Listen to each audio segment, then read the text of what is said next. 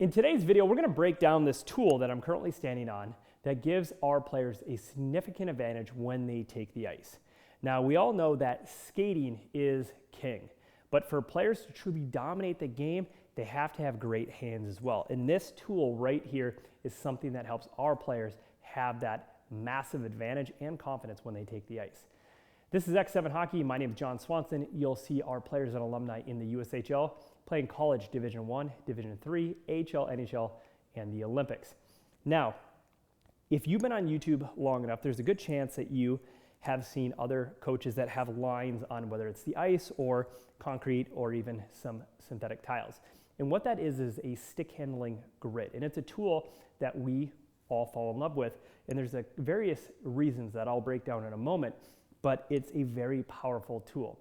And so I'm going to walk you through today on how to set it up. I'm going to walk you through the measurements, the products, and all the considerations that you need to think about before you set up your grid.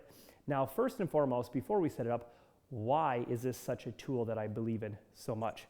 And the first thing is that when we are working with, say, our younger players, say a 5-year-old, maybe an 8-year-old, 12-year-old, these lines, these visual representations are easier for the player to grasp, right? It starts to teach them end range of motion.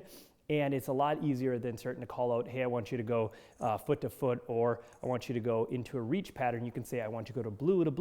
I want you to go to red. And so for their brain, seeing those visual colors allows them to ultimately focus on the stick handling movements and make it a little bit easier on them when they're trying to learn. But the one thing that the stick handling grid does, as the player gets older, it has this really significant advantage. If a player has been, essentially stick handling without a grid, they may have a problem that they're going to run into at a higher level, is that a lot of times their fakes become too wide. And so when I work with a player, say it's a college player, when we work on our deceptiveness, we want to drop a shoulder, we drop our head, and we want to get that defender to bite because we're going to take the puck the other way. And so if we perform, say, a foot-to-foot fake, so we go foot to foot, what we have found is that at the college level, the professional level, we only need to go foot to foot before we go into that reach pattern to get the defender to bite. But with a younger player that hasn't been trained on something like this or spent that time driving home that muscle memory, we'll go foot to foot and they start to get wide. They get here and then they get here. And what happens is at the higher levels, not the squirt level, not the Pee Wee level, maybe not even the Bantam level, but your high school, junior A, your college players, that extra time, that 1/10 of a second, is all they need for that defender to get back in position. And so a grid really tightens up the movement patterns to not only help them learn the patterns, but ultimately shorten the patterns so they only move as much as they need to create that open ice, and then they can essentially jump into those positions. And so that's why I'm a big fan of it. I'm going to walk you through essentially the positions real quick of how I use it so you can visually see what we're about to build. So if I were to use the stick handling grid, my feet go here, essentially on the inside of here and here, and we have the center black line, which is what we call our dribble line. But if I'm working with a youth player, I'll just call it the black line. We have our foot-to-foot lines, which are blue, and then we have our wide lines, which are red. Now, you can pick any color you want, but I do believe that your foot-to-foot line should match, and your wide lines should match, and then the middle line should be a different color. So we have our front position, front body. We have our foot-to-foot position. We have a wide position. We have our reaching positions. We have our front forehand. We have our back forehand. We have our front backhand, back backhand. We have our crossbody position. And then we have our quarter position, okay? So these are all kind of the stick handling positions that a player would use. And it's not to say it's the only positions they're going to use, but for a 5 to 12-year-old, if they have mastered these positions right here, and then they start to master the exchanges, whether it's, say, front body dribble to forehand and back, they start to learn those positions, they're going to have a significant advantage when they take the ice, specifically if they're a good skater and they can stick handle. They go from being somebody that makes the team to somebody that normally is dominating the ice, okay? And if you watch any great, say, squirt or Pee Wee, they normally skate really well and they stick handle really well. And this is how we can help your player start to make those strides over, say, the summer or even in season. Now, how do we set this up? Where do we put it? Do we need synthetic? These are all these considerations that we have to make before we actually go get this set up. Now, right behind us is our shooting lane. We have synthetic tiles, and then we have our sniper's edge tarp. And the first thing I want to go over is that you don't need synthetic tiles. Like, it's not a must-have. Is it nice? Sure, but it's not required. And so if you're wondering, like, do I make the investment? The first thing I would do is just get this grid down on the ground and get the players using it. You can always add in tiles. And so for us, we have one child that will stick handle on the tiles one day, and we have one that will use this grid, and they both work great. So please don't hesitate that you don't have stick handling tiles yet. Concrete floor that is, essentially clean will work just as good.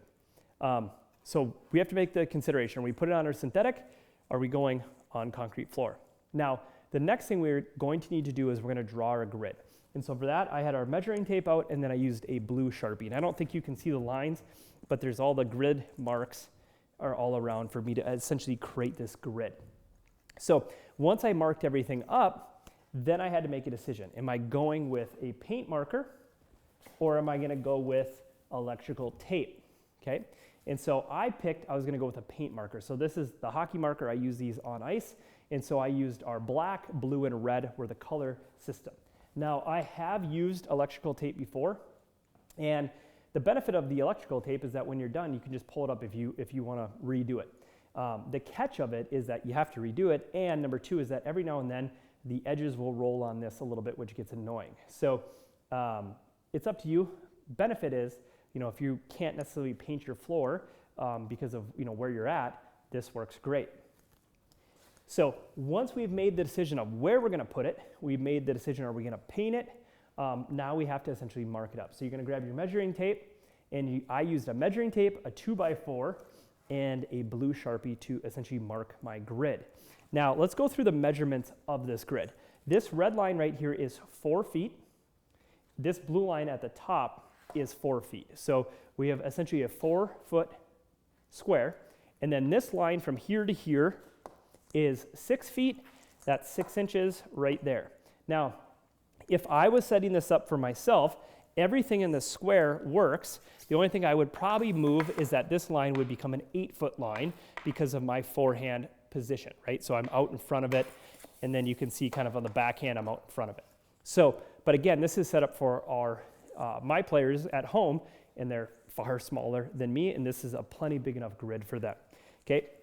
So let's go through the measurements here. Again, these lines from here to here are 1 foot. So we have 1 foot on center, 1 foot, 1 foot, a foot, and a foot. And this essentially sets up all those positions that we're going to essentially work, whether it's our front body dribble, or if we want to work foot to foot, or if we want to work wide to wide, or if we want to get into our reach pattern. It allows us to understand those movement patterns. And so that is essentially my stick handling grid. It's a tool that we use for a lot of our stick handling drills at home with our players. And again, the biggest benefit that it is that it allows the players to visually see the end range of motion of what we need them to hit, because this is free flowing. They have as much room as they want, but at the end of the day, we want them to hit specific spots. So when we say, hey, we want you to hit a foot-to-foot fake, boom, fake, reach. Okay, and it allows them to keep that movement tight versus getting loose way out here. And when they get older, it's going to allow them to have faster movement patterns, which is going to allow them to be even quicker on the ice. So that's my stick handling grid. Again, hopefully this helps you understand and visualize how to set it up. It's a really, really powerful tool. And in future videos, I'm going to break down essentially the different positions. I'm going to break down the different objects I stick handle with, how to set up your stick, your footwork, all of that. So this is our stick handling series, and hopefully you find this exceptionally valuable. Again, this is X7 Hockey. My name is John Swanson, and that's your stick handling grid.